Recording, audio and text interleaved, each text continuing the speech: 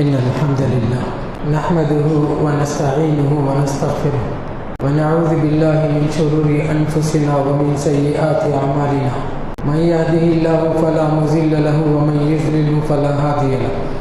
وأشهد أن لا إله إلا الله وحده لا شريك له وأشهد أن محمدا عبده ورسوله يا أيها الذين آمنوا اتقوا الله حق تقاته ولا تموتن إلا وأنتم مسلمون يا أيها الناس اتقوا ربكم الذي خلقكم من نفس واحدة وخلق منها زوجها وبث منهما رجالا كثيرا ونساء واتقوا الله الذي تساءلون به والأرحام إن الله كان عليكم رقيبا يا أيها الذين آمنوا اتقوا الله وقولوا قولا سديدا يصلح لكم أعمالكم ويغفر لكم ذنوبكم ومن يطع الله ورسوله فقد فاز فوزا عظيما أما بعد فإن خير الحديث كتاب الله وخير الهدي هدي محمد صلى الله عليه وسلم وشر الأمور محدثاتها وكل محدثة بدعة وكل بدعة ضلالة الضلالة في النار فأعوذ بالله السميع العليم من الشيطان الرجيم من همزه ونفخه ونفثه بسم الله الرحمن الرحيم قاف القرآن المجيد بل عجبوا أن جاءهم منذر منهم فقال الكافرون هذا شيء عجيب أإذا متنا وكنا ترابا ذلك رجع بعيد قد علمنا ما تنقص الأرض منهم وعندنا كتاب حفيظ بل كذبوا بالحق لما جاءهم فهم في أمر مريج أعوذ بالله من الشيطان الرجيم من همزه ونفخه ونفثه بسم الله الرحمن الرحيم يا نساء النبي لستن كأحد من النساء إن اتقيتن فلا تخضعن بالقول فيطمع الذي في قلبه مرض وقلن قولا معروفا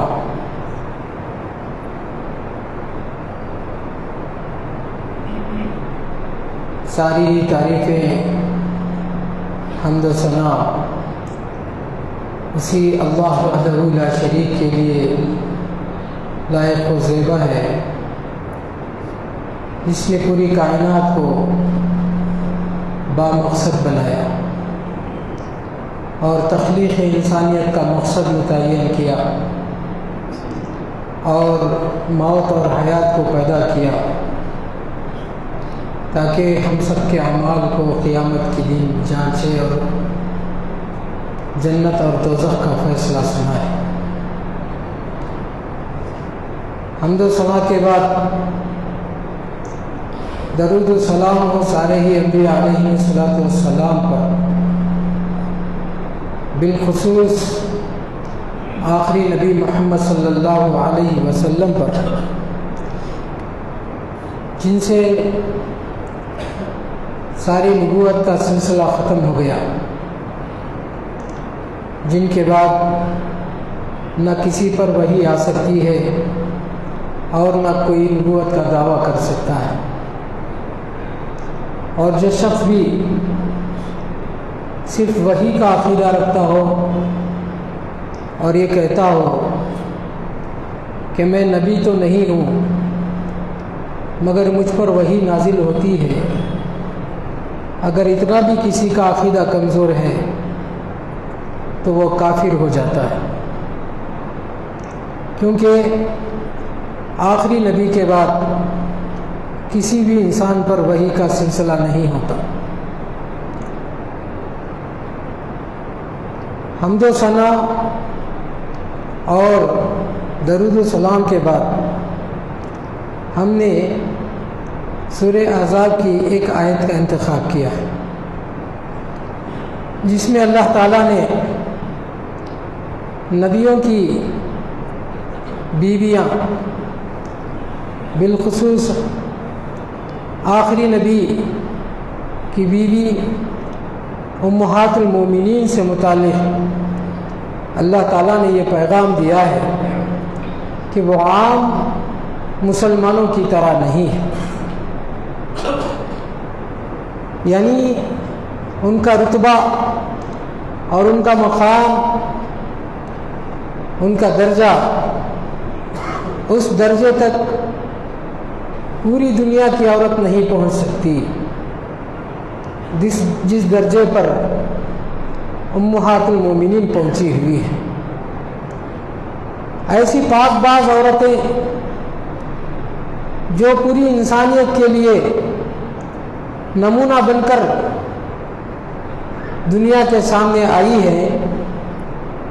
ایسی پاک باز عورتوں کو اللہ تبارک و تعالیٰ نے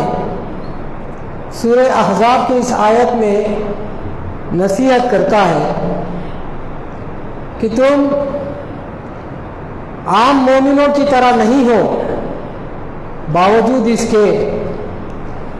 تمہاری پاک بازی کی گواہی ہم دیتے ہیں، اس کے باوجود تمہارے تقوی کا تقاضا ہے کہ تم نرم نرم گفتگو نہ کرو۔ یہ پاک باز عورتوں سے اللہ تعالیٰ یہ کہہ رہا ہے جن کا انتخاب رسول اللہ صلی اللہ علیہ وسلم کی زوجیت کے لیے ہوا ہے، ان سے اللہ تعالیٰ یہ نصیحت کر رہا ہے کہ تمہیں اللہ کا ڈر ہے تو تم نرم نرم گفتگو نہ کرو، اس سے وہ لوگ جن کے دلوں میں مرض ہوتا ہے وہ پھسل سکتے ہیں۔ ان سے کھری کھری بات کرو، بات کرنے کے آداب سکھائے گئے کہ مرد اگر سلام کرے جواب میں پہل نہ کرو، گھر میں دوسرے لوگ ہوں تو وہ جواب دیں، اگر کوئی گھر میں جواب دینے والا نہ ہو تو درست آواز میں سخت لہجے میں جواب دیں۔ اسلام میں عورتوں کے لیے، ان کی حفاظت کے لیے، ان کے تحفظ کے لیے ایسے ایسے سخت اصول بیان کیے ہیں، اگر ہمارے معاشرے کی عورتیں اس کے پابند ہو جائیں تو سبھی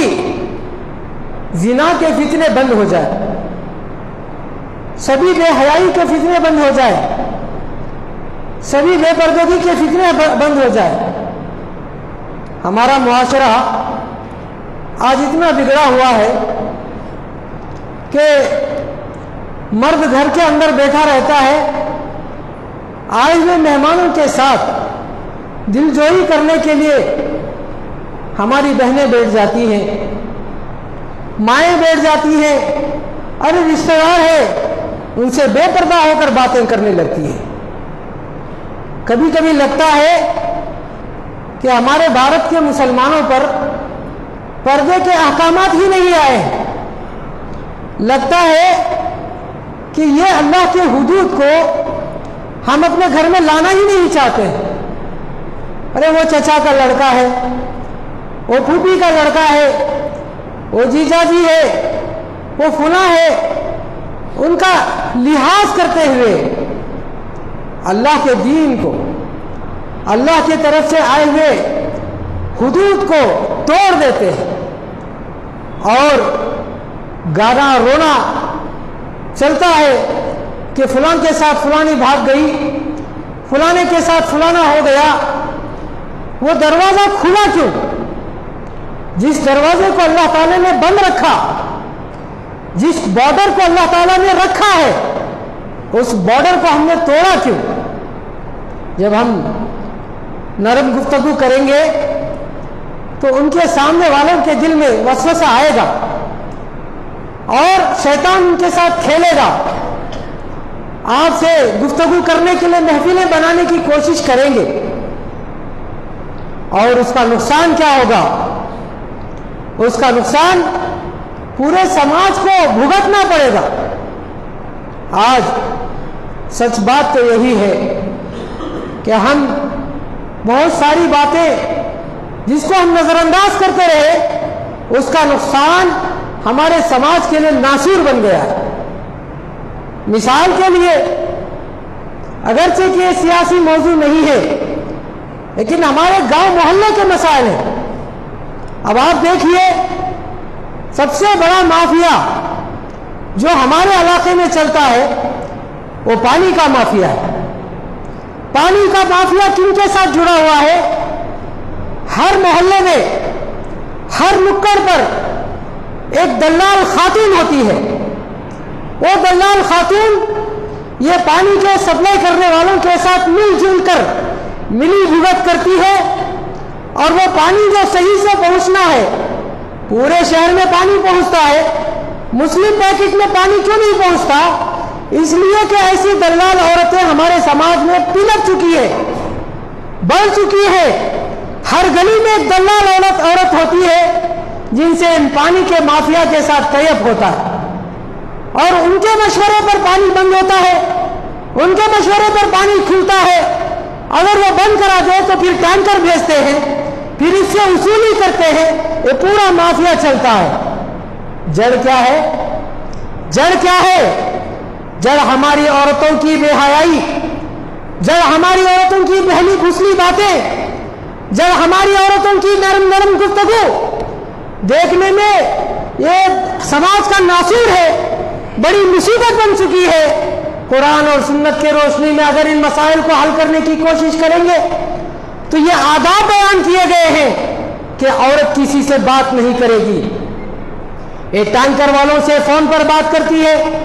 فون پہ بات کر کے پانی منگاتی ہے، اور وہ ٹینکر والا اس کے فون کو اٹینڈ کرتا ہے، دوسروں کو نہیں کرتا ہے، کیونکہ ان کے ساتھ یہ نرم گفتگو کا معاملہ چلتا ہے۔ لا حول ولا قوت الا باللہ العلی العظیم۔ شریعت مطہرہ نے جن جن مسائل پر گفتگو کی ہے وہ سارے ہی مسائل انسانیت کے خیر خواہی اور بہبودی کے لیے آئی ہوئی مسائل ہیں۔ اللہ تبارک و تعالیٰ نے اگرچہ کہ امہات المومنین سے خطاب کیا ہے، اگرچہ کہ سماج کے سب سے پاکیزہ عورتوں سے اللہ تعالیٰ نے پردے کے مسائل پر بحث کیا ہے، لیکن یہ سارے مسائل اگر اس کو کھول جوڑ کر کے دیکھا جائے تو ہمارے ہر گھر کے مسائل بن چکے ہیں۔ اس لیے ہمیں چاہیے کہ ہماری عورتوں کو ان مسائل سے آگاہ کرے، جن مسائل پر اللہ تعالیٰ نے اور اس کے نبی نے احکامات بیان کیے ہیں۔ اللہ تبارک و تعالیٰ کی نظر میں ظاہر بات ہے عام عورتوں سے زیادہ مقام امہات المؤمنین کا ہے، کیونکہ ان کا اسلام اور اسلام کے لیے ان کی خدمات، اس کا درجہ کوئی دوسری خاتون نہیں ادا کر سکتی، وہ مقام تک کوئی دوسری خاتون نہیں پہنچ سکتی، کیونکہ اللہ تبارک و تعالیٰ نے ان کو رسول کی زوجیت کے لیے منتخب کیا ہے۔ ایسی پاک باز عورتیں جن کے لیے اللہ تعالیٰ نے انتخاب کیا ہے، ان پاک باز عورتوں کو موضوع بحث بنا کر اسلام دشمن طاقتیں رسول اللہ صلی اللہ علیہ وسلم کی شادیوں کو نشانہ بنا کر جو ہنگامہ آرائی کر رہے ہیں، یہ کوئی چھوٹا جرم ہے؟ یہ کوئی چھوٹا گناہ ہے؟ بعض سر پھرے ہوتے ہیں مسلمانوں کے اندر جو ہم سے آپ سے مشورہ نہیں کرتے، جو رسول اللہ صلی اللہ علیہ وسلم اور ان کی عورتیں یعنی امہات المومنین پر کوئی حملہ کرتا ہے تو بعض جذباتی مسلمان ہوتے ہیں جو کبھی ہم سے مشورہ نہیں کرتے، جاتے ہیں ان کا سر قلم کر دیتے ہیں۔ یہ ایسے واقعات، ہزاروں واقعات اسلامی تاریخ میں موجود ہیں، ہر دور میں ہوتا رہا ہے، ہم نے بھی اپنے زمانے میں دیکھا ہے، آگے بھی یہ سلسلہ چلتا رہے گا۔ بعض غیور، غیرت والے، ایمان والے مسلمان رسول اللہ صلی اللہ علیہ وسلم پر کوئی آنچ یا انگلی اٹھائے، کورٹ کچہری کا راستہ نہیں دیکھتے، لوگوں سے مشورہ نہیں کرتے، جماعتوں سے مشورہ نہیں کرتے، علماء سے بھی مشورہ نہیں کرتے، اور جاتے ہیں ان لوگوں کا سر ختم کر دیتے ہیں۔ یہ واقعات ہو رہے ہیں۔ اسی لیے مسلمان بار بار امت کو سمجھاتا ہے، لوگوں کے حکمرانوں کو سمجھاتا ہے کہ ان موضوعات کو چھیڑا نہ جائے. یہ ایسے حساس موضوعات ہیں جس سے عام مسلمان بھی غیرت میں آ جا سکتا ہے، اور کوئی مسلمان اٹھ کر کچھ کر دے اس کی جواب دہی ہم پر نہیں ہوتی ہے. رسول اللہ صلی اللہ علیہ وسلم کی جتنی شادیاں ہوئی ہے وہ ساری شادیاں بے مثال شادیاں. رسول اللہ صلی اللہ علیہ وسلم نے امہات المؤمنین میں سے صفیہ رضی اللہ عنہا سے جو شادی کی ہے اس کا تاریخی پس منظر کیا ہے؟ صفیہ رضی اللہ عنہ حیی ابن اخطب یعنی بنو نذیر کے سردار کی بیٹی ہے، اور وہ بنو نذیر کا سردار حیی ابن اخطب جیسے مکے میں قریش کا مقام تھا مدینے میں اس کا مقام تھا. سارے قریش کے قبیلے اگرچہ کہ ان کے اپنے اپنے قبیلے کے سردار ہوتے تھے، باوجود اس کے حیی ابن اخطب کے فیصلے کو فیصل مانتے تھے. یعنی ساری یہودی جو مدینے کے اندر تھے وہ صفیہ رضی اللہ عنہا کے باپ کو فیصل مانتے تھے، ان کے فیصلے کو مانتے تھے، اور ان کا فیصلہ اوس اور خزرج کے لوگ بھی اسلام سے پہلے مانتے تھے. اتنا بڑا مقام تھا صفیہ رضی اللہ عنہا کے باپ کا. لیکن جب اس کو رسول اللہ صلی اللہ علیہ وسلم سے بغض ہو گیا، رسول اللہ صلی اللہ علیہ وسلم سے حسد ہو گیا کہ کیسے یہودیوں کو چھوڑ کر یہودی نسل سے باہر غیر نسل میں ایک نبی پیدا ہو سکتا ہے، اس حسد کی بنیاد پر اس نے رسول اللہ صلی اللہ علیہ وسلم کی دشمنی میں انتہا کر دی. اسی حیی ابن اخطب کی وجہ سے جنگ خندق وجود میں آیا، اسی حیی ابن اخطب کے جنگی جرائم کی وجہ سے جنگ احد وجود میں آیا، یہاں تک کہ رسول اللہ صلی اللہ علیہ وسلم کو زہر کھلانے کا منصوبہ بنایا، رسول اللہ صلی اللہ علیہ وسلم کے اوپر چٹان گرا دینے کا منصوبہ بنایا، رسول اللہ صلی اللہ علیہ وسلم کو تنہا بلا کر قتل کرنے کا پلاننگ کیا. یہ سب کے باوجود اللہ تبارک و تعالیٰ نے رسول اللہ صلی اللہ علیہ وسلم کی حفاظت کی، اور نوبت یہاں تک آ گئی کہ خیبر کی جنگ ہو گئی. اس میں اس کے داماد اور اس کے بیٹے کو مرنا پڑا، اور حیی ابن اخطب وہ بھی مر گیا. صفیہ رضی اللہ عنہا یہ بڑی متانت والی حلم والی خاتون تھی، یہ دو بے وقتی کی زندگی سے گزر رہی تھی. باپ مر چکا تھا، بھائی مر چکا تھا، سردار کی بیٹی تھی، سماج میں اس کی بڑی عزت تھی، اتنی حلم والی تھی کہ رسول اللہ صلی اللہ علیہ وسلم کے پاس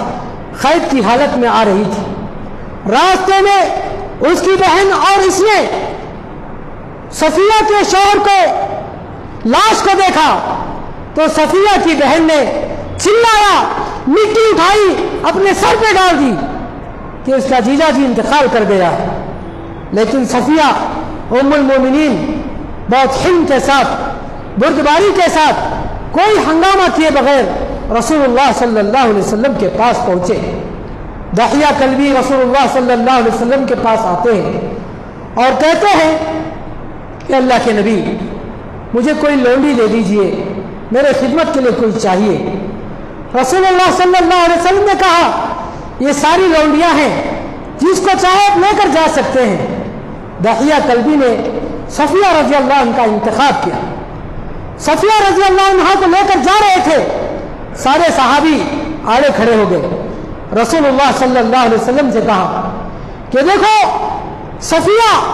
یہ بہت رئیسہ خاندان کی عورت ہے، اس کا باپ پورے مدینے کا سردار رہا ہے، اس کا ننیال یہ بنو قریظہ کا باپ یہ اس کا ننیال ہے. دو بڑے بڑے قبیلے بنو قریظہ اور بنو نذیر، اس دونوں خاندان کی یہ سپوت ہے، یعنی اس کا ننیال بنو قریظہ ہے اور اس کا ددیال بنو نذیر ہے، اور اس شریف خاندان کی عورت ہے، اس کا باپ سردار ہے، اس کا شوہر سردار تھا، اس کو دہیہ قلبی کے حوالے کریں گے تو دہیہ قلبی عام انسانوں جیسا ان کے ساتھ سلوک کرے گا۔ سارے صحابہ رسول اللہ صلی اللہ علیہ وسلم کو سمجھائے کہ اس کا حق تو یہی ہے کہ اللہ کے نبی آپ ان کے ساتھ شادی کر لیجئے، آپ ان کے ساتھ شادی کر لیجئے۔ رسول اللہ صلی اللہ علیہ وسلم کے سامنے جب صحابہ نے یہ رائے دی، رسول اللہ صلی اللہ علیہ وسلم نے صفیہ کو واپس بلایا اور دہیہ قلبی کو دوسری لونڈی دے دی۔ پھر اس کے بعد کیا صفیہ سے کہا کہ میں تمہیں آزاد کرنے کے لیے پیسے دے دیتا ہوں، تم آزاد ہو جاؤ، چاہے تو جاؤ اپنے باپ کے دین پر رہو، چاہے تو باپ کے دین پر رہو، تمہیں میں آزاد کر دیتا ہوں، یا نہیں اگر آپ کے باپ کے دین پر آپ کو نہیں رہنا ہے تو یہ میرا مہر سمجھو اور آپ میری زوجیت میں آ جاؤ۔ اب آپ کو اختیار ہے، چاہے تو آپ اپنے دین پر واپس چلے جاؤ، آزاد ہو جاؤ، یا میری زوجیت میں آ جاؤ۔ رسول اللہ صلی اللہ علیہ وسلم کے اخلاق کوئی ڈھکی چھپی اخلاق نہیں تھے۔ مکے سے رسول اللہ صلی اللہ علیہ وسلم کی صفائی ستھرائی،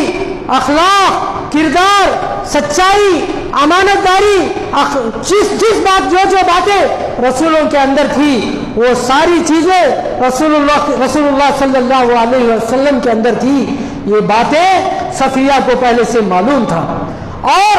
جنگ خیبر میں جس طریقے سے رسول اللہ صلی اللہ علیہ وسلم نے دشمنوں کے ساتھ معاملہ کیا وہ بھی صفیہ رضی اللہ عنہ دیکھ رہی تھی۔ سارے اخلاق کو دیکھنے کے بعد صفیہ نے خود کہا کہ میں تمہاری زوجیت میں رہنی چاہتی ہوں، اس طریقے سے وہ ام المومنین بنی ہے۔ اب اس کے بعد کیا ہوا؟ جب ان کی شادی ہو گئی، رسول اللہ صلی اللہ علیہ وسلم کی زوجیت میں آ گئی، تو عائشہ رضی اللہ عنہ، زینب رضی اللہ عنہ، یہ سب صفیہ رضی اللہ عنہ کو جا کر تھوڑا چھیڑتے، کہتے رسول اللہ صلی اللہ علیہ وسلم اور ہمارا خاندان ایک ہے،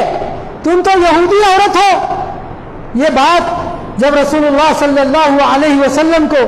صفیہ رضی اللہ عنہ نے سنایا، ام المومنین نے سنایا، تو ام المومنین کو رسول اللہ صلی اللہ علیہ وسلم نے سبق پڑھایا، کہا کہ تم کہنا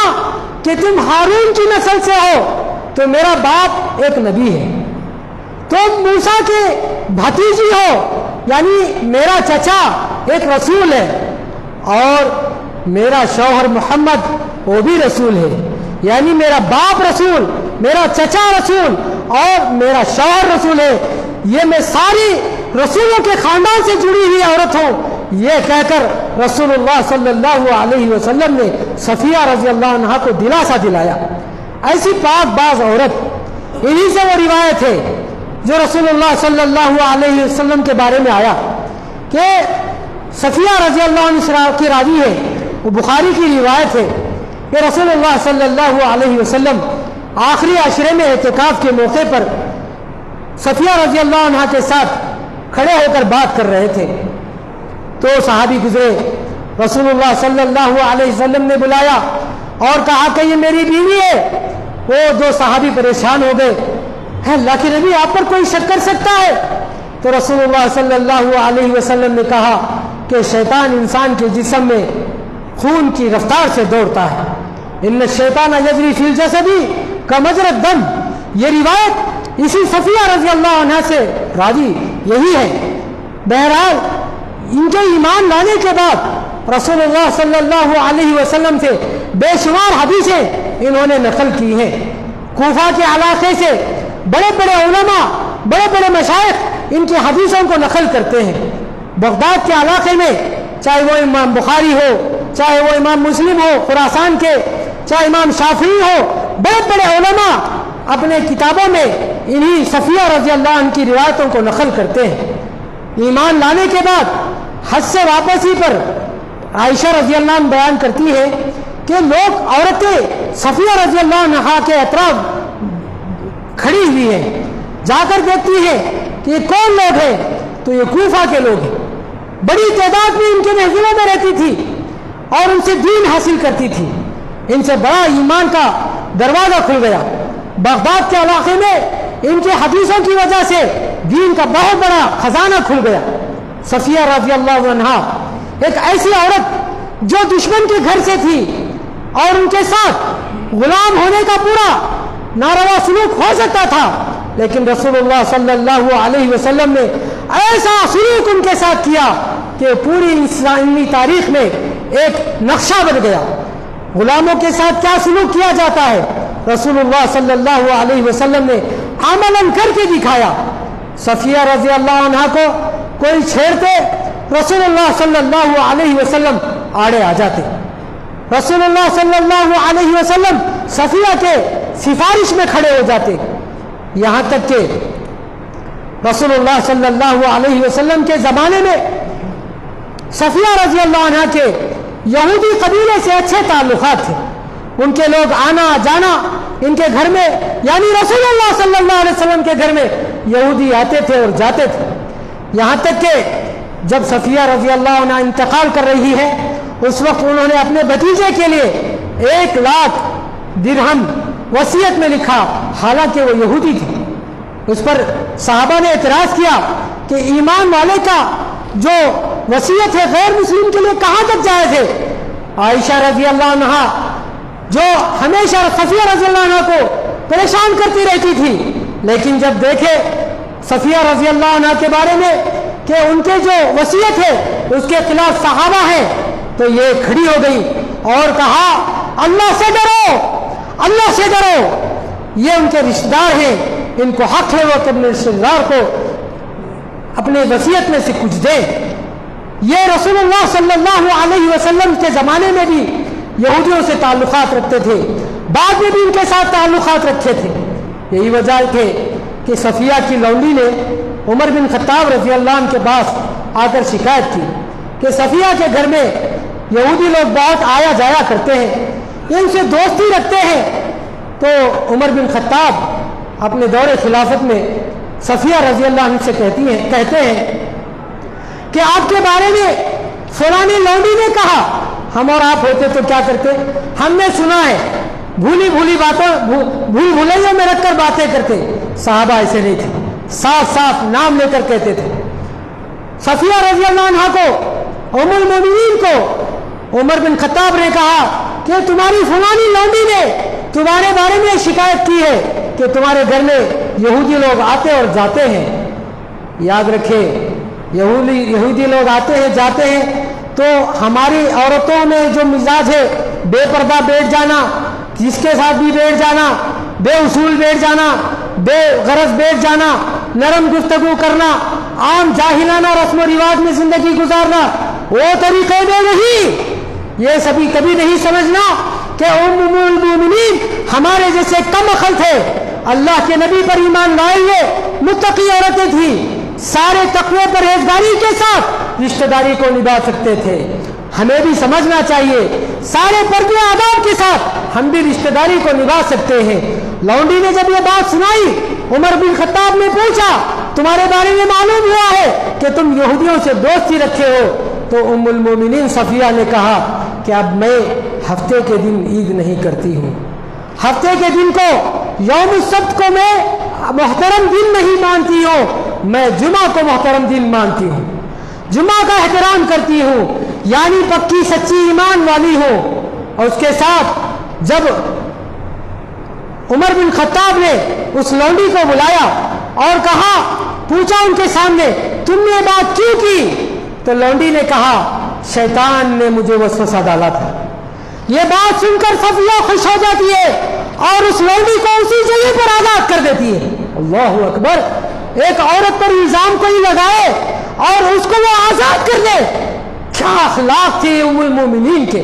کن لوگوں کا رسول اللہ صلی اللہ علیہ وسلم کی زوجیت کے لیے اللہ تعالیٰ نے انتخاب کیا تھا۔ ایسی پاک باز عورتوں پر الزام لگانا اور رسول اللہ صلی اللہ علیہ وسلم پر الزام لگانا دونوں برابر ہے۔ اس لیے مسلمان کے ایمان کا یہ تقاضا ہے کہ ہم اللہ اور اس کے رسول سے دل اور جان کے ساتھ، بلکہ دل و جان سے زیادہ محبت کرتے ہوئے اپنے جان کو لٹانے کے لیے محبت رکھیں اللہ کے ساتھ، اور اس کے رسول کی محبت میں ہم اپنے آپ کی محبت کو کم کر دیں اور رسول کی محبت کو آگے بڑھا دیں۔ یہ ایمان کا ہمارا تقاضا ہے۔ ہم ایمان والے حالات حاضرہ میں چاہے جیسے بھی اللہ کے نبی پر الزام آتا ہو، ہمارا یہ ایمانی تقاضا ہے کہ اپنے بل پر جتنا ہو سکتا ہے، اپنے بل پر جتنا ہو سکتا ہے لوگوں کو اسلام کے بارے میں بتائے، اس قسم کے پروپیگنڈے کا جواب دے۔ محفلیں ہماری سستی ہیں، لوگ ہم سے پوچھتے ہیں کیوں مسلمان فلاں نے ایک بابا کو قتل کرنے کے اناؤنسمنٹ کرتے ہیں، کیوں اس کو جیل میں ڈالا جایا جائے، کیوں اس کو اریسٹ کیا جائے۔ ہمارے پاس علم ہونا چاہیے، ہمارے پاس معلومات ہونا چاہیے، تب جا کر ہم لوگوں کو دین بھی بتا سکتے ہیں۔ اسی پر آج کا جمعہ ختم کرتا ہوں اور دعا کرتا ہوں کہ اللہ تعالی ہم سب کو دین پر چلنا آسان فرمائے، تقوی کی زندگی نصیب فرمائے، اللہ کے اور رسول کے بتائے ہوئے دین پر چلنا آسان فرمائے، جب تک زندگی نصیب ہو اسلام پر چلنے کی توفیق نصیب فرمائے، وفات ایمان کے ساتھ نصیب ہو، اور جو ہم میں سے بیمار ہے اللہ تعالیٰ ان کو شفا کاملہ عاجلہ نصیب فرمائے، جو پریشان حال ہیں ان کی پریشانیوں کو دور فرمائے، جو قرض دار ہیں اللہ تعالیٰ ان سب کو قرض داریوں سے نجات نصیب فرمائے، جو گناہوں میں پھنسے اللہ تعالیٰ ان سب کو توبہ کی توفیق نصیب فرمائے۔ بارک اللہ لنا ولکم فی القرآن المجید ونفعنا وإیاکم بالآیات والذکر الحکیم، انہ تعالی جواد کریم ملک بر رؤوف رحیم رب حلیم۔